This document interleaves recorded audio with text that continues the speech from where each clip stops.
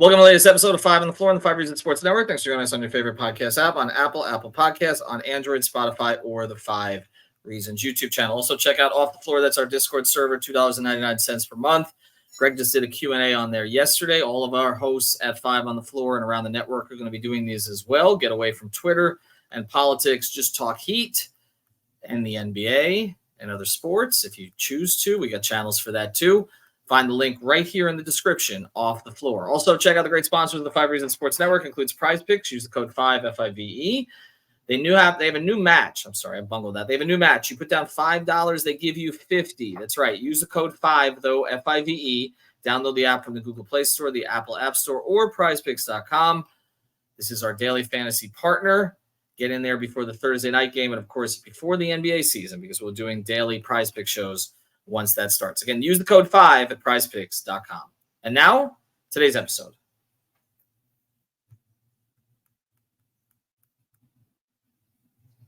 Down the Biscayne. Yikes. 5 on the floor. Ride for my dogs. Where here's the thing. You can check the score. Hustle hard, couple scars, wearing bubble frauds. Just like Butler said, you in trouble, y'all. Kept the floor playing. Got it all banned. Y'all seen the block. Stop with one hand. And Pat we trust. It's power, have the guts. We're here to bring the heat. Y'all can hang it up.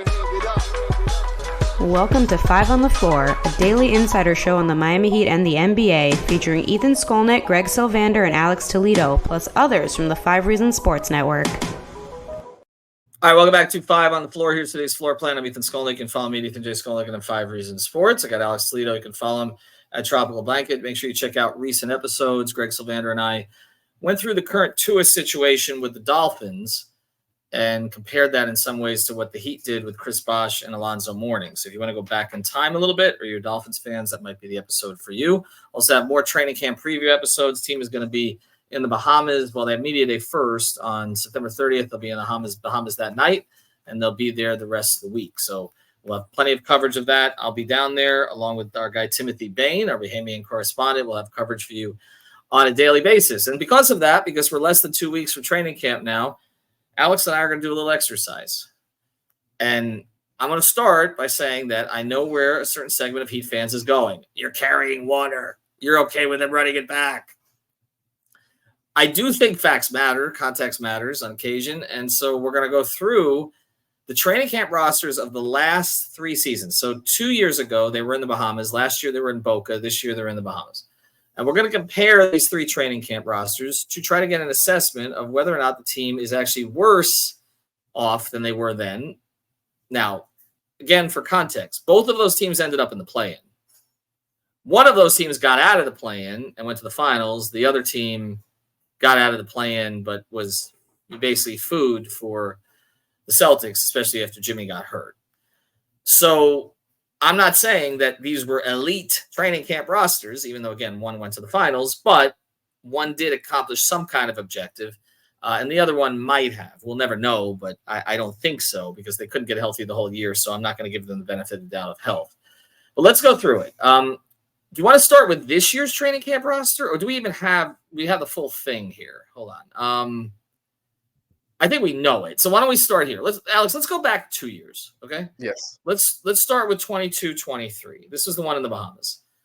Should I do this alphabetically? I guess so. Bam Adebayo, Jamari Bouye. But what's funny going back is like what the narratives were about certain players and the hopes for certain players and all the stress and consternation about whether or not you might have to lose one of these guys. And then like we forget how to pronounce their names. We forget who they were. Jimmy Butler, Jamal Cain, Darius Days, Dwayne Dedman, Marcus Garrett, Udonis Haslem in his last season, Tyler Hero, Haywood Highsmith, Nikola Jovic, Kyle Lowry, Caleb Martin, Victor Oladipo, Duncan Robinson, Orlando Robinson, Drew Smith, Max Strus, Gabe Vincent, Omer Yurtseven. Before we evaluate the roster, I just want to make one point. How many of these players are on this training camp roster? For the idea that they just keep running it back. Bam, Jimmy, Tyler, Haywood, Jovic. Bam, Jimmy, Tyler, Haywood, Jovic. And Duncan. That's 5. and Duncan. It's just 6. Oh, and Drew Smith. Drew Smith. And Drew Smith. He has survived. 7. Okay. All right. Now let's go to the next year. Then we'll do some comparisons here. All right. So 7 out of 20 are still with the organization anyway. Not even saying they're going to make the roster. All right. The next year, Bam Adebayo, Thomas Bryant, Jimmy Butler, Jamal Cain, Justin Champagne. I don't know if I'm supposed to pronounce that the French way or not the French.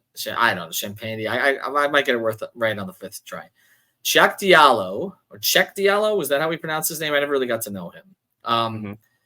RJ Hampton. A lot of talk about him. Tyler Hero, Haywood Highsmith, Jaime Jaquez Jr., Nikola Jovic, Kevin Love, Kyle Lowry, Caleb Martin, Drew Peterson, Josh Richardson, Duncan Robinson, Orlando Robinson, Drew Smith, Cole Swider, Alondas Williams. Okay, so from last year, here's the ones that are still here. Bam, Thomas Bryant, Jimmy, 3, Tyler 4, Haywood 5, Jaquez 6, Jovic 7, Love 8, Richardson 9, Duncan 10, Drew Smith 11. So 11 out of 20. That includes Exhibit 10s, includes two-ways. 11 out of 20 are back. All right, before we evaluate, Alex, in your view, is that running it back? You know what? I think you can make the case for, the last year, right? If you want to say that they're running it back from either one of these, I think you can make a case they're doing it from last year, except, the little fact that they traded for somebody who was supposed to be a starter for you. Outside of that, like they're running back most of it. If you think about it, other than just like the young guys that they've added this summer, it's pretty much the same roster. Other than they traded Kyle Lowry for Terry Rozier, so I think you can make that case. But truly, like the Terry thing, it wasn't even half a season because first of all, they got him at like it would have been half a season if he played, the entire time because they got him a little bit earlier. I think like a month before the trade deadline. So it could have been a decent sample if he actually played, but we just didn't get enough of him with the neck. So I think other than the Terry thing, they're running it back, but the Terry thing in itself is pretty big. So it's really like 11 and a half, actually. If you look at the guys that they're bringing back, because again, Terry, they didn't have him in training camp last year. All right, so let's start here. Before we get to this season, we'll do this after the break. Which of those two rosters is better? 2022 or 2023? Probably 22 because you have Gabe and Max. Okay. Wait, am I? Yeah, because no, that's right. Okay, I'm sorry. There's been so many. No, you had Gabe and Max, and you had a Victor that you thought might still contribute, even though we know what ended up happening. They also were counting on Yurtsevin. That's right. Now 2024. If I go to 2024. Well, you mean 23? Excuse me. I was 23. I'm sorry. I apologize. All right. So you go to 23. Thomas Bryant replaces Yurtsevin, right? We were expecting things from RJ Hampton that didn't materialize. Potentially. Drew was still on the roster, so he's still there. Josh was added. Love was added from the prior year. Lowry was unhappy, but still there. We were kind of and skinny. It was skinnier. That's true. And we were kind of expecting a pop from either Swider, Alondas Williams, or maybe Orlando Robinson. I mean, we talked about them a lot. None of which happened, right? Here's what I would say. Having Vincent and Strus available is significant, especially with the role that they ended up playing that season. Oladipo, we know the sad story there that it didn't really materialize to what they not expected, but what they'd hoped for with the injury and everything else. He went through a series of injuries during the season too, which we don't talk about as much, which limited him, and his efficiency was not good because he was kind of chucking a lot of threes. So I don't really know how much better they. One of the cases I made for them being better in camp last year was A, they had Love for a full season. And B, they had Caleb Martin coming off an ECF, but now something that seemed minor at the time, which is I remember one of the last days at FAU, I apologize. FAU actually wins football games. As I was watching on the last on one of the last days at FAU, where Caleb was working on the side because he was having trouble with the knee and the tendinosis, and they were downplaying it. We probably should have made a bigger deal about that at the time because Caleb got off to a very slow start, never really found his legs until much later in the season. So I kind of think it's a push now, but here's the one thing that was on the roster last year, wasn't he? Was Jaquez. And so I do think you make the argument that the 23 roster is better than the 22 roster. If you look at what Yurt didn't become, what Oladipo didn't become, the fact that you had Love for a full season, Caleb didn't. I'm not going to count Caleb because it didn't work out quite right. But then you had Jaquez as a rookie, and you also had Jovic, who had a chance to contribute. Remember, he came back, looking bigger, had put on some muscle and all that last season. I do think you can make a case that the roster was slightly better last year. Now, I will say this. They tried to make that case to Jimmy. I know this. Or people around Jimmy, and they kind of looked at the Heat like they had 12 heads. So I don't know that it was necessarily perceived that way internally by some of the players because Max and Gabe had made such a contribution. And I also don't think that they processed the fact necessarily that, Kevin wasn't here at training camp last year, right? So it was just really adding Jaquez and then some flyers on some of these guards and then bringing Josh back. And Josh, I think they were hoping would sort of do some of the things that Gabe did, but we know Josh kind of struggled early in the season, especially defensively. And then as he started to get his legs under him and started finding his role, particularly in the mid-range on offense, then he ended up not really then he ended up getting hurt. So we couldn't see what Josh was actually going to provide. And then they had to go get DeLon Wright and Patty Mills, etc. So are you still there? As I add Jaquez in, are you still there that 22 is better than 23? Was it close enough to be a push? I guess if we're thinking about it from what we were thinking at the time, which of course everybody could look back on if they wanted to and say, no, this is what you really thought. We have it on record. No, but in all reality, I think if you just look back on it, I don't think any of us thought Jaime was going to be that good that quickly, even though we saw him pop at Summer League. And so they went up. They went up for me specifically for sure. And I wanted to see him, but I didn't think he was going to be all rookie first team level good. And so I think now looking back on it, it probably was just because I think having Jaquez and Jovic and, those guys having the seasons they did, you can look back on it and say, this was the better one. And K-Love for a full season is not nothing either. And those were extremely positive lineups for them, of course. So, with hindsight, I think you can say that. I think Gabe and Max, had just come off of 2 really productive playoff runs for both of them, right? And I think were big-time parts of what they did and how far they got. So I think just looking back on it, in 2023, I probably thought the roster before was better just because of the roles those guys had in your runs. But no, I think I'd rather have actually Jaquez and Jovic and where they're at right now than Gabe and Max, if that's what you're saying. I probably would too. The other thing that we had in training camp last year was a healthier Duncan. And I think a healthier emotional outlook, Duncan, which ended up playing out during the season because he knew that role was his again, the role that was previously Strus's. And he had just played well in the playoffs too. He had just played well in the playoffs. So I don't think there was really a material difference, honestly, between the two teams. I mean, Tyler was healthy in camp last year. He was healthy in camp the year before. The problems have come as the season has progressed. So I'm going to say, as we go forward, I'm going to give the slight edge to 2023 because of Jaquez, but I also can see why someone would say, well, you had Strus and Vincent in 2022. All right, so now after the break, we're going to go into 2024 and what the Heat are bringing to camp. You're going to have to remind me on a couple of players because I don't have the roster right in front of me, but I think we'll be able to figure it out. Before we do, I want to introduce a great new sponsor, the 5 Reasons Sports Network. You're going to be hearing from them with our Defending the House segment after every single game. We decided we should focus on defense a little bit more because that will likely be better than the Heat's offense. It better be if the Heat end up in the bottom 10 in offense again. But we're going to do a segment called Defending the House.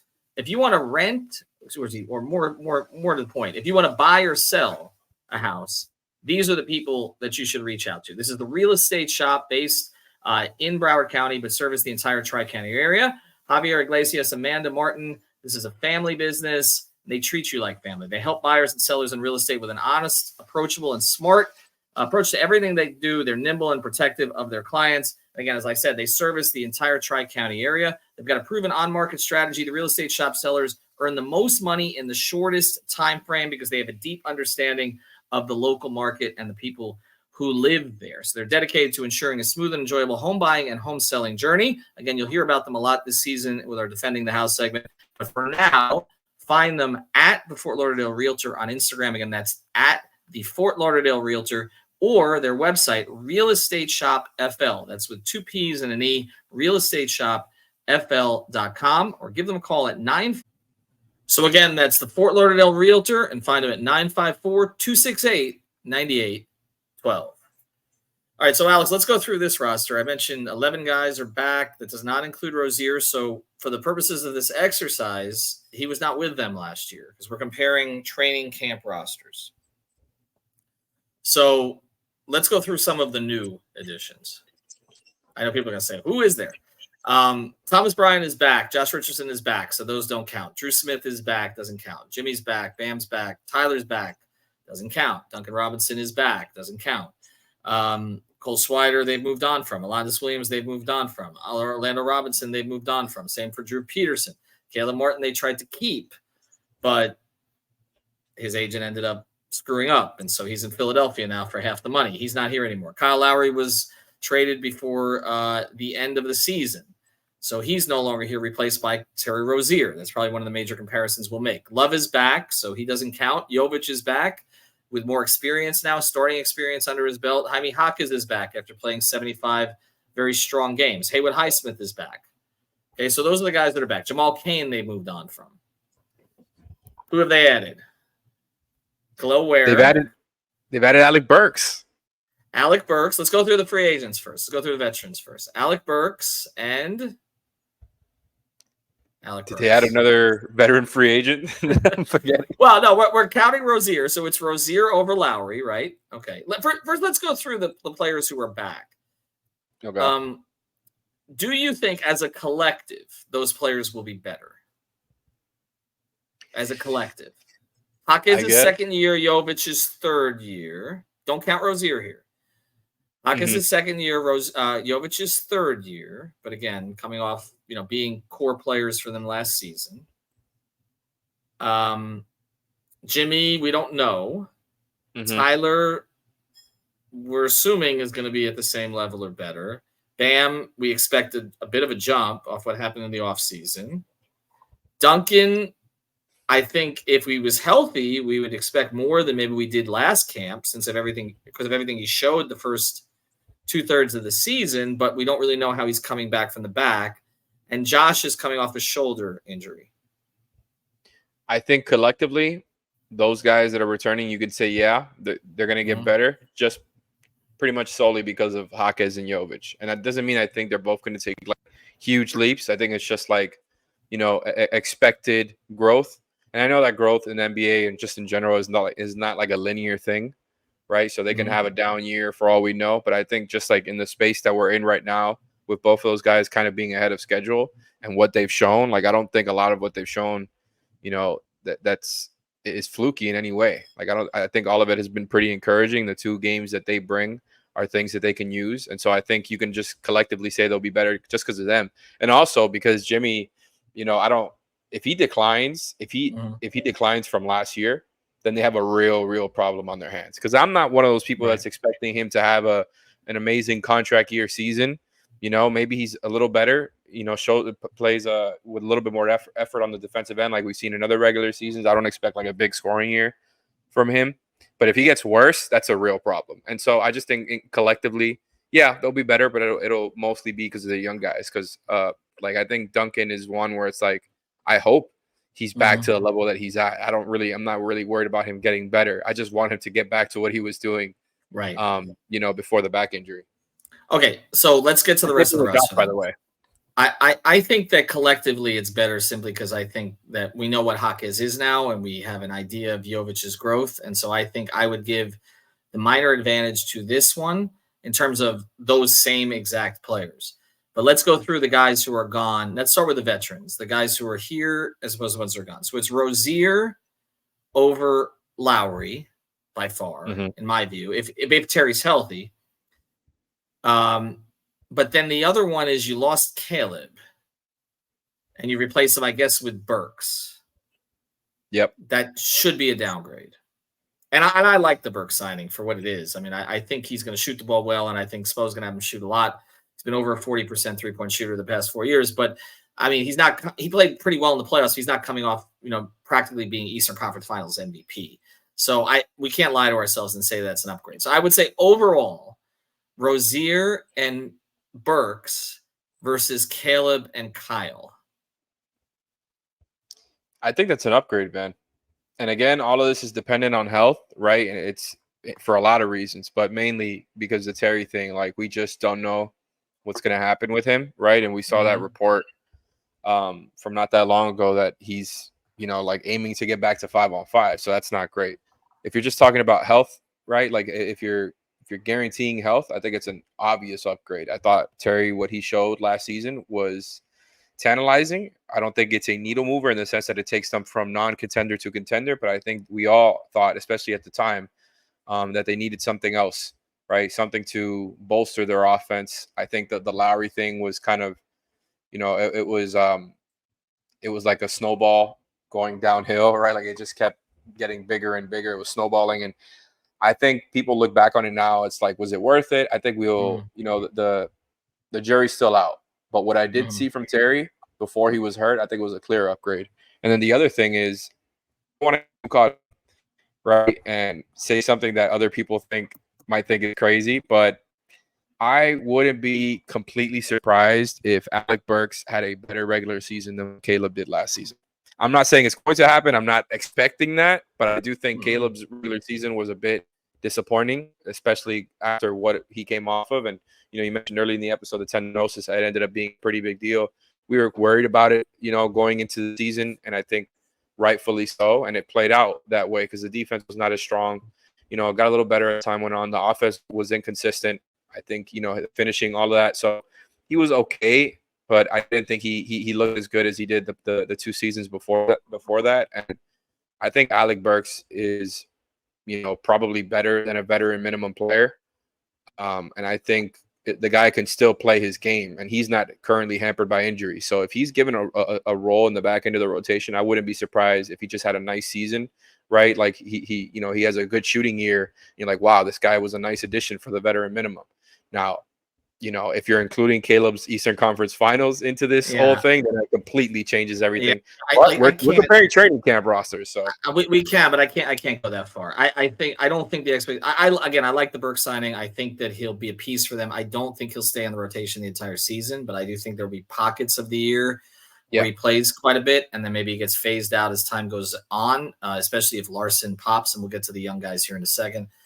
But I mean, again, we were counting on Caleb to be maybe their 4th best player last year. Nobody's counting on Alec Burks to be that. So it's possible he has a more consistent regular season than Caleb had, but the highs with Caleb, I think, were higher than they were going to be with Burks. And even after even after he wasn't traded, particularly after he wasn't traded, but after the All-Star break, like Caleb went on a 1-month tear where he was killing it from 3. Where again, I don't know, and with everything else that he provides that Burks doesn't provide, that's a stretch. I will go with this pair over last year's pair simply because our biggest concern in training camp last year was because Kyle want to be here and does he have anything left?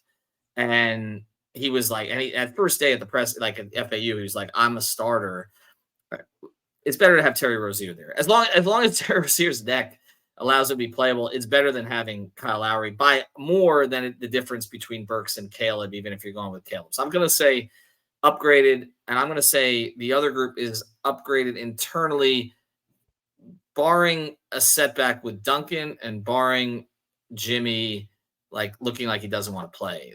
Other than those 2 things, I think Hawkins and Jovic's improvement will be enough. All right, but let's go to the young guys because I think this is where you can make a case. This roster has the potential to be better, but it is potential. Now, last year I mentioned some of the young guys, okay? Jamal Cain, Justin Champagne, Uh, Check Diallo, R.J. Hampton, Drew Peterson, Orlando Robinson. Again, Drew Smith is back, so it's the same. Cole Swider and Alondis Williams. I mean, I would take the potential of Ware over all of those players combined, right? So, I mean, if you're just starting there and then you add Larson, and I don't want to hope traffic too much because there was hope trafficking about Alondis Williams in camp last year. There was hope traffic. So we always do this. But the upsides are higher, I think, with the young guys this time. I'm not talking about Jovic and Hawkins because we're counting for them.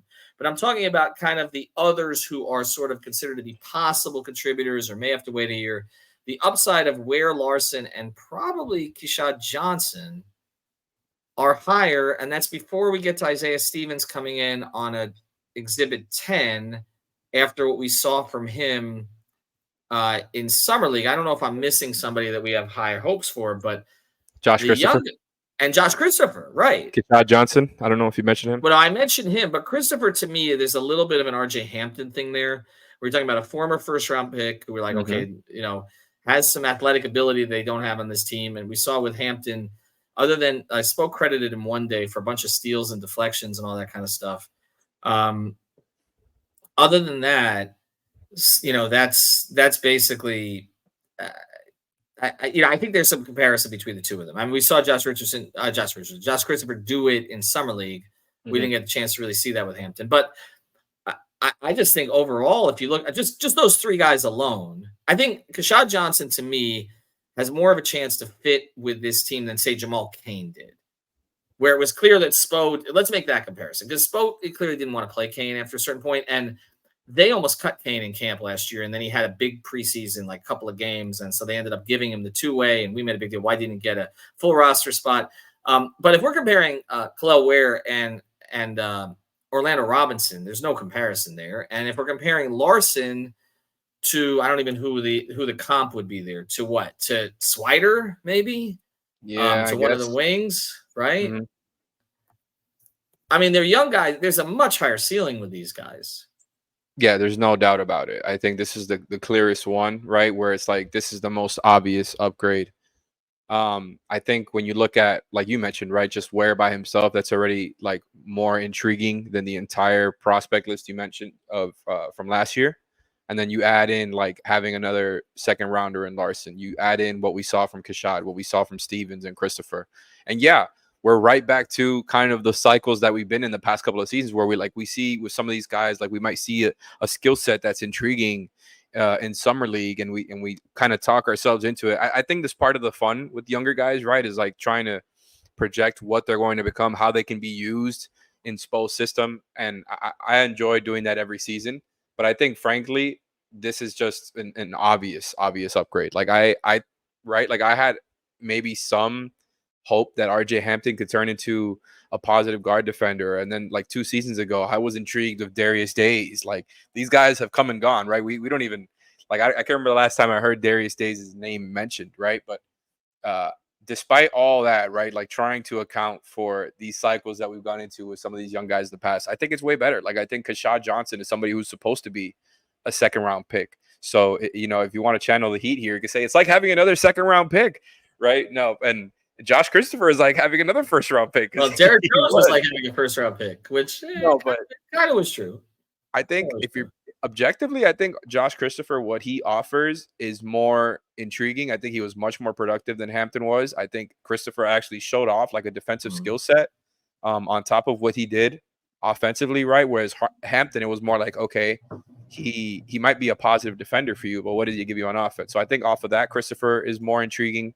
I think when you look at, Larson and Keshad, the 2 Arizona teammates, like those are skill sets and bodies that can be thrown in to a rotation right away. They don't feel very much like big time projects. It feels like guys with certain skill sets that you can just plug in and play.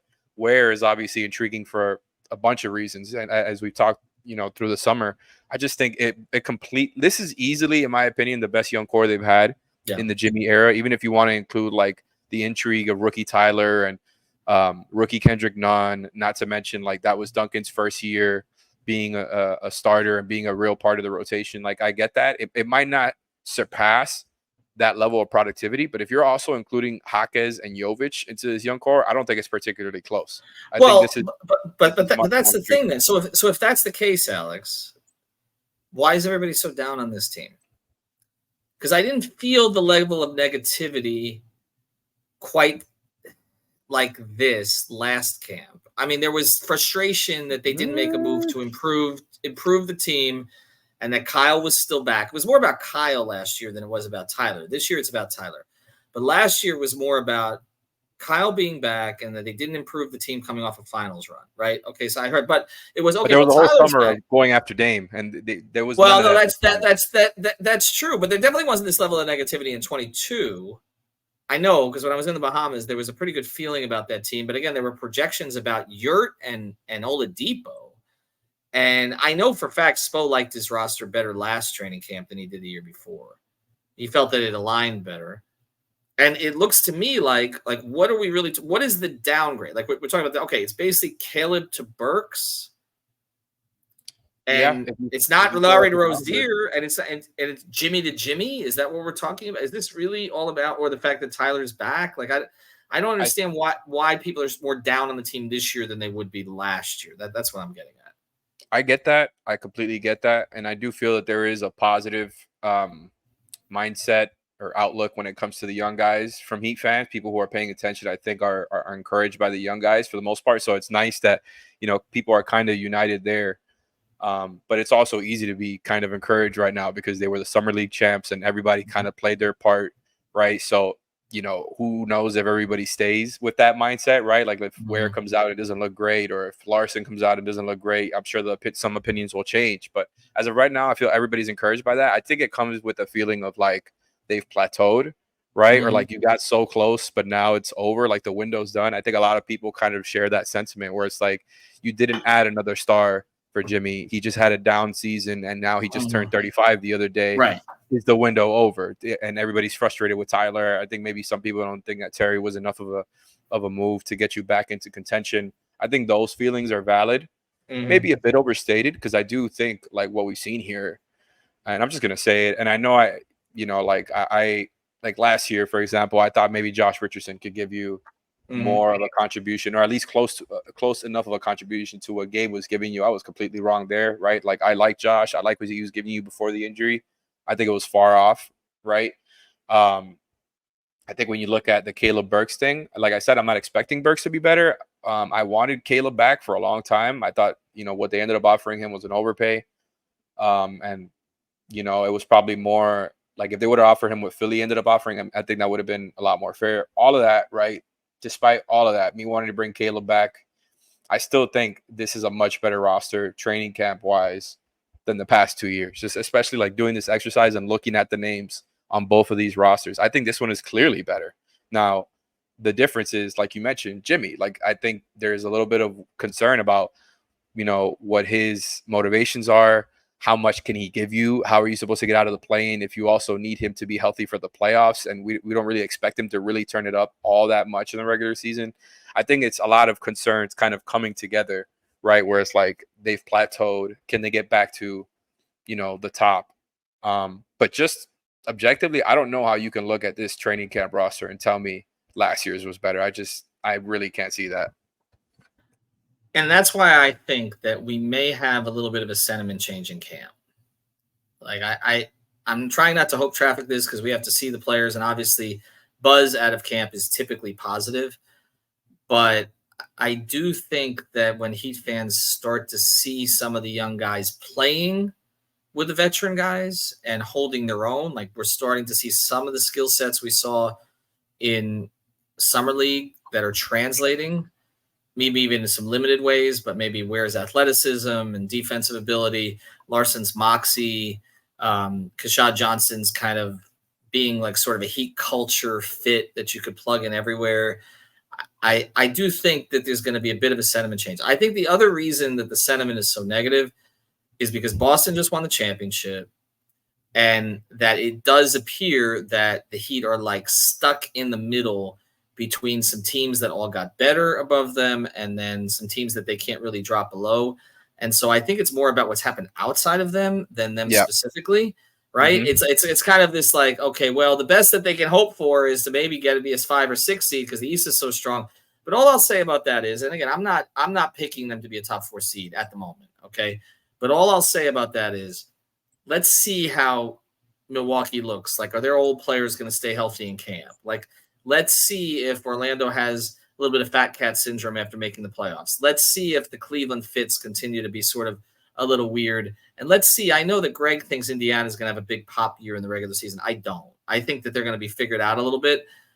Let's wait and see a couple weeks into the season at least before we start to make some of those evaluations. I'm not so sure. Other than Boston, New York, Philadelphia, I have my doubts about some of the other teams that are considered to be clearly better than the Heat. I don't think any of them are clearly better, but this all comes down to this.